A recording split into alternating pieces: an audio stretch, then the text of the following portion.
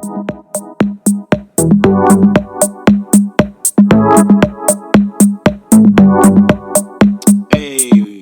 what's up, everybody? This is your boy Devin.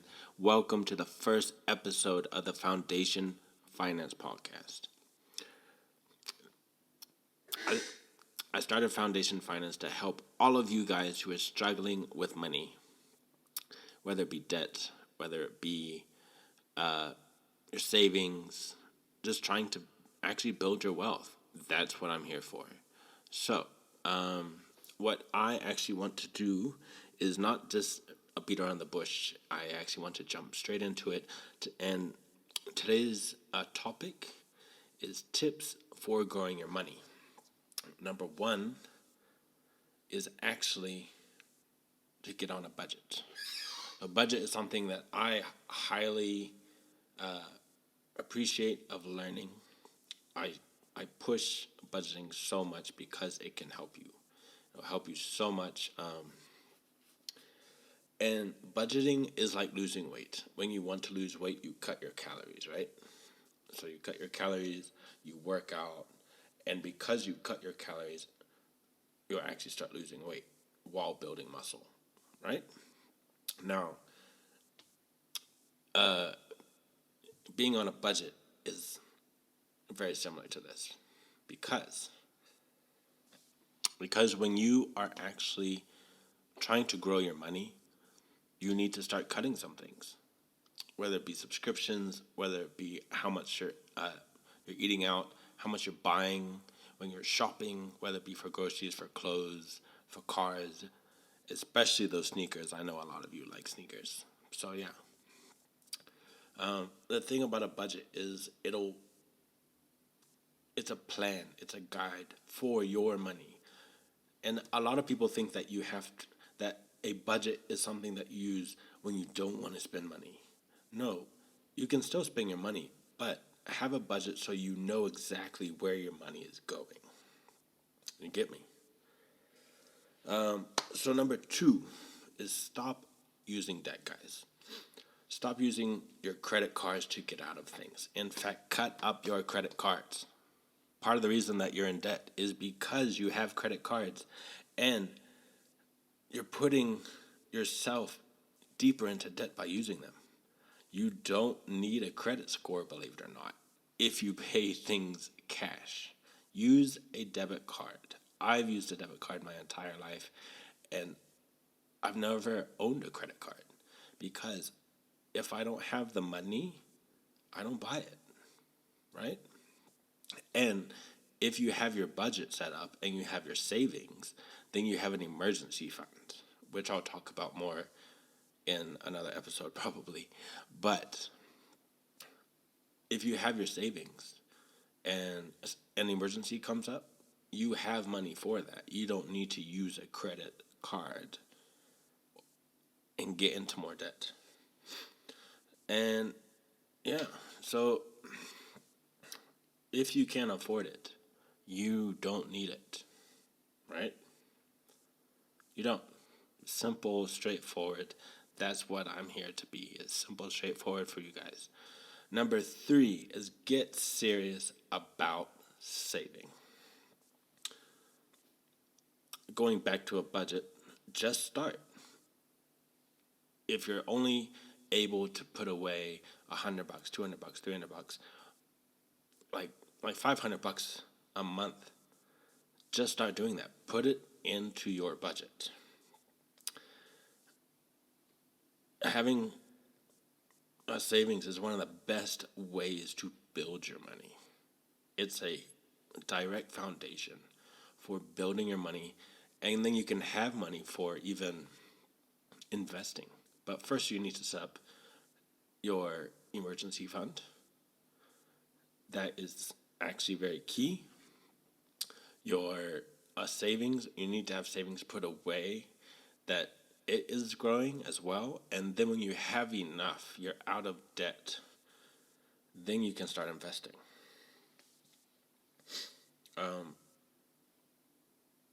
Having an emergency fund in one account, right? You build that up, that emergency fund. An emergency fund to put it simply, is 3 to 6 months of your living expenses. So in case a pandemic happens, right, and you lose your job, or you have a salary cut, then you can still afford to pay your rent, put food on the table, put gas in your car, etc., right? Now, when you have an emergency fund and that is built up, then you open up a separate savings account, and that savings account is for your money goals. So instead of saying, I'm saving to have more money, say, by the end of the year, I want to have 50,000 in savings. And that is just like when you have a goal in any other part of your life. It'll be in your mind, and you will push for that goal. When people come and ask you for money, hey, sorry, it's not in my budget, I can't do that right now. When people say, hey, let's go on a holiday this weekend, you can be like, hey, sorry, it's not in my budget, right? Have that specific goal, specific amount of money that you are trying to save for. So, after that, right, you have your emergency fund, you have your savings. After you have built your savings and emergency fund, and you've paid off your debt, right? That is the most important thing. You've paid off your debt. Then start investing. And invest smart. Hire someone who actually knows what they're doing. Research. Don't just take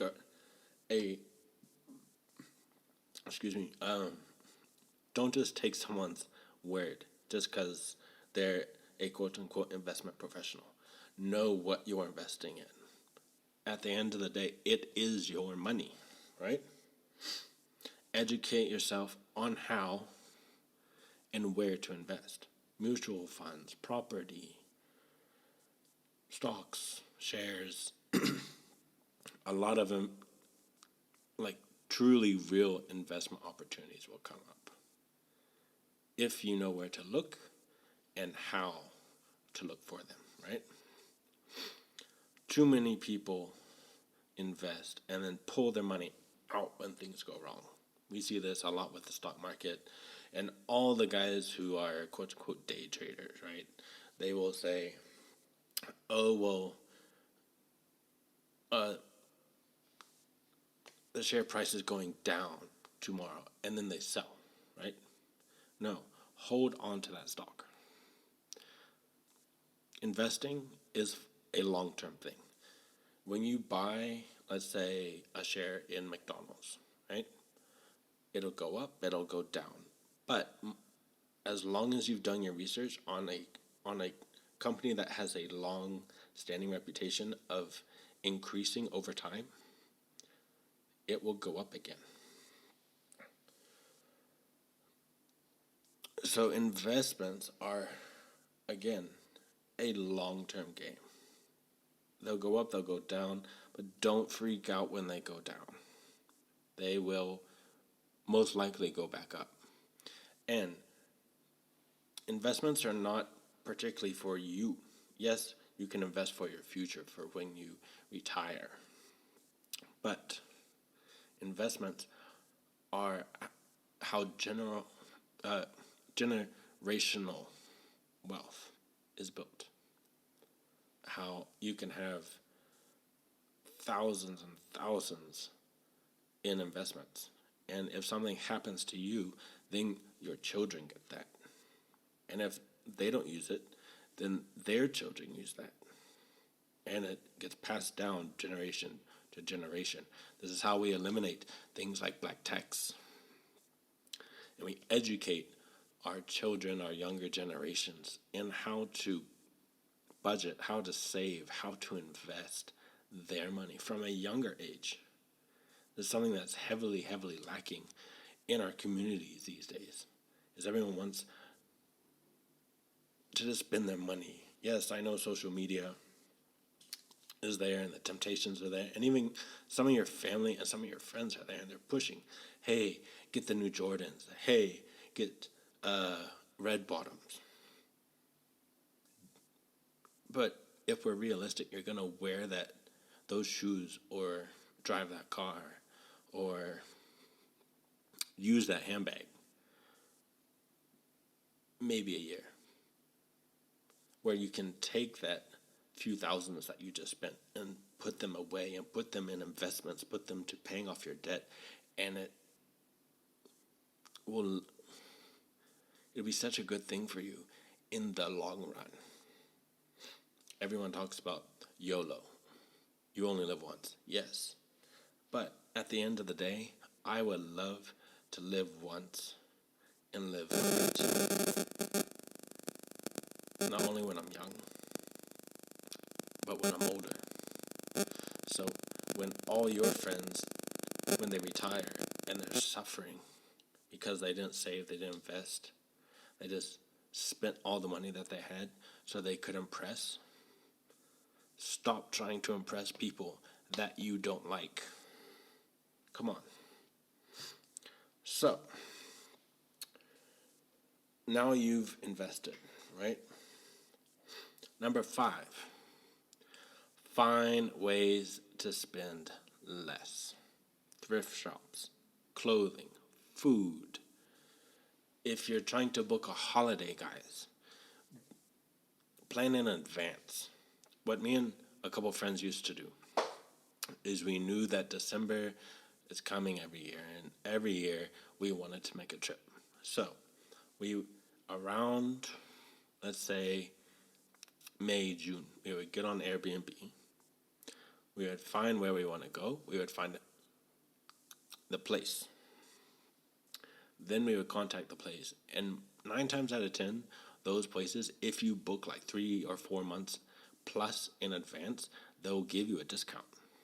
Not a heavy one, but they'll give you a discount. So that also saves you money. Then you pay that, right? You get, let's say, an Airbnb that sleeps 8. You have 6 friends or 8 friends. Each of you contributes. So if a whole weekend at a place, let's say in Camps Bay, in Cape Town, costs for a whole weekend in December is going to cost you, let's say, $10K for the whole weekend, right? Then 8 people, each chips in like 1.2, I think. I'm not sure about the math, but it's not as much, and it'll be discounted. Now you have 5 or 6 months to be able to put even $500 away every month. So when you go, you can buy your food, you can buy your alcohol, you can go out, you can do all the fun stuff you want to do without having to worry about January. Spending all your money in December and then January happens, we'll cover that, and that's a big story that we'll cover later. So, number 6, if you're married or in a long-term committed relationship, but most importantly, if you're married, combine your checking accounts. Stop playing games. You guys are a team. Too many couples. The problem with yes, you can continue to have separate accounts, but make sure that your main accounts are combined. Because the problem is, if I ever get married, then me and my wife, if we have separate accounts, then I have a vision for my money over here, and she has a vision for her money over there. But you sit down, you say, this is where we want to go. We are a team. We're in this together. Let's build our savings. Let's build our wealth together, right? Come on, guys. Like, seriously. Let's stop playing games. Stop cheating. Like, the only reason that you really need a separate bank account is if you don't trust who you're with. And if you don't trust who you're actually married to, why are you married to them? Simple. Number 7. This also goes with number 6, but yeah. Get on the same page as your spouse or partner. Say, this is our decision. This is where we want our money to go. If you guys want to buy a house, then you have to put money away for that house. Even if you're just putting on a down payment, you guys have to say, this is where our money is going. Come up with those goals together and figure out what you need to do to achieve them together. Yes, ladies, together. There's a whole thing of, no, the man is supposed to have all the money and be the provider. If you have a job, you have a responsibility to your partner, to your spouse, to your husband. A relationship, and especially a marriage, is a 50-50 thing. I don't think I need to say more on that, to be honest. Number 8, and this is a very big one, especially for those guys in Joburg. Oh. Stop comparing yourself to others. We all have our own race, so stay in your lane and run your race. There's only one you. Stop trying to impress and fit in with people you don't even like.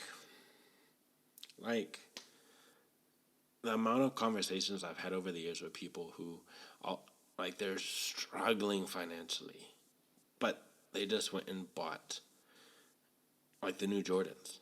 And I'm like, so if you're struggling, why are you buying the new Jordans? No, because everyone at the club will think, oh, wow, he has the new Jordans. 9 times out of 10, you're never going to see those people again. And if you do, they're not going to care what shoes you have on. You guys waste so much money on stupid things. Stupid things. Really stupid things. Wow. When I say stay in your lane, own where you are. If you're making $20,000 a month, be responsible for that $20,000 a month. Own that $20,000. Yes, still work to improve to reach that $1 million, but make sure that the foundations are there. Because if you can't manage 10,000, how are you going to manage 100,000? If you can't manage 100,000, how are you going to manage 1 million? This is why, and I'm sure a lot of you have heard these examples, but this is why so many people who win the lottery and were broke or were always really bad with money, and then they win millions, but then they go all out. And almost every time, by statistics, within 2 to 3 years, those people are broke again. And they're back to playing the lottery. Because they didn't have the financial education and the knowledge of how to put away money, how to budget the millions. Yes, you can spoil yourself a bit, but buy a house. If you're driving a Toyota Corolla and it works, and that's what you can afford, but your dream car is an AMG or a BMW M3 or M4, whatever, treat that Corolla like the AMG or that M4. Own where you are. Be responsible for what you have and where you are. And God or the universe, whatever you believe in, will bless you for that. When you show God that I can be responsible with the little that you've given me, He will bless you with more. Right? Yeah. If your broke friends are making fun of your of your financial journey, that means you're on the right track.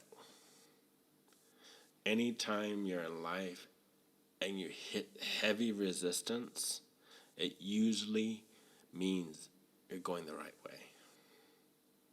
Most of the time. I mean, the devil's real, guys. And if you're about to achieve something great that can bring praise to God, yeah, like, the devil's gonna get in your way. He's gonna put barriers. He's gonna put things away. Right? Now, number 9, focus on your behavior. Having the knowledge of how to do things is a lot different than doing them. So many people keep doing the same thing over and over, expecting a different result. Like, yeah. Like, facepalm, boom. Guys,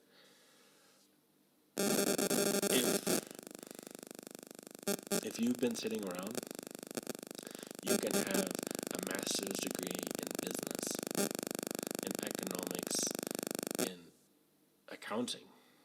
But if you're not using the knowledge that has been given to you, what are you doing? Right? So, be smart.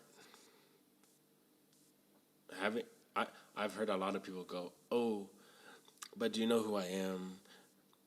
You know, I have like this degree and that degree and a master's, and I have all this year's experience. And yet they're in the same place they were before all the experience. Like, is that the type of people you really want to be taking advice from? Lastly, number 10, live less than you make.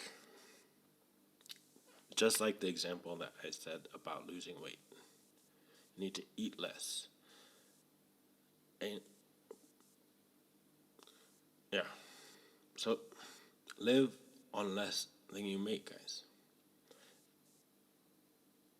You can't keep eating all the calories and not exercising and expect to lose weight.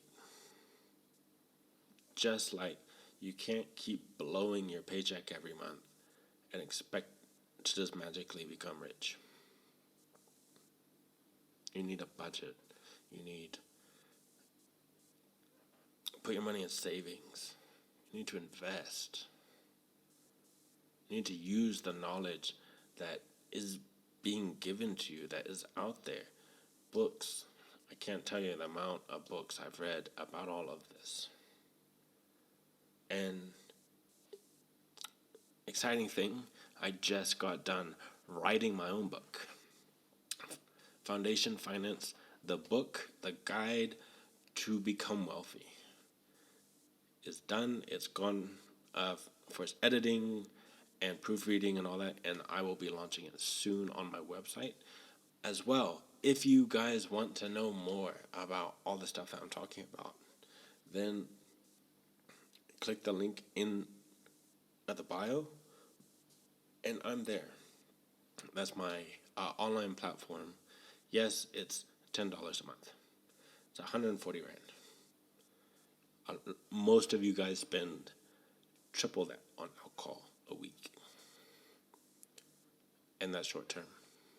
That's a good time. So, again, that's where we're talking about having the knowledge of things. Like, if you know that if you're going and spending like $500 a week on alcohol, but you can't spend $100 a month on material where someone is teaching you how to make money, how to build your wealth, how to live a long life of happiness. Because ultimately, that's what I'm teaching you. if you guys can't do that, what are you doing? Seriously. So go click on that link in my bio or in the description down below and sign up. You get weekly blogs. You'll get a weekly podcast. If you're already signed up, you will get the book for free.